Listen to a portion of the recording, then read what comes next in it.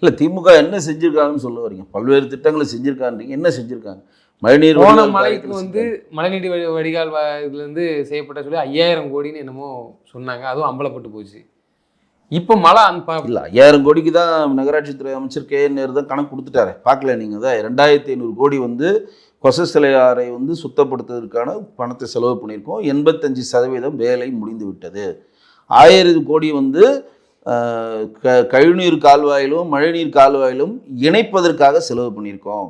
இன்னொரு 1500 கோடி வந்து போடுவதற்காக, இணைப்பதற்காக ஒரு செலவு, புதிய கழிவுநீர் கால்வாயும் மழைநீர் வடிகால் போடுறதுக்கும் செலவு பண்ணியிருக்கோம்னு சொல்லி கணக்கை கொடுத்து முடிச்சிட்டானுங்க. முடிஞ்சிருச்சு ஜோலி. இப்போ அதே மாதிரி நாளைக்கு இதுவும் பாதிக்கப்பட்ட இதுக்கு ஒரு கணக்கை கொடுத்து முடிப்பாங்க. ஆமாங்க, இங்கே தான் 200 சென்டிமீட்டர் மழை பெஞ்சாலும் ஒரு சொட்டு தண்ணி நிற்காதுன்னு சொன்னாராங்க. மாண்புமிகு சுகாதாரத்துறை அமைச்சரத்தில் இருக்கக்கூடிய மா சுப்பிரமணியன் சொன்னாரா இல்லையாங்க? அதே வந்து அதை தான் நம்ம ஃபாலோ பண்ணிக்கணும். இவங்க எப்படி சொல்கிறாங்கன்னா, நாங்கள் வந்து இப்படி தான் பண்ணுவோம், உங்களால் என்ன பண்ண முடியும்?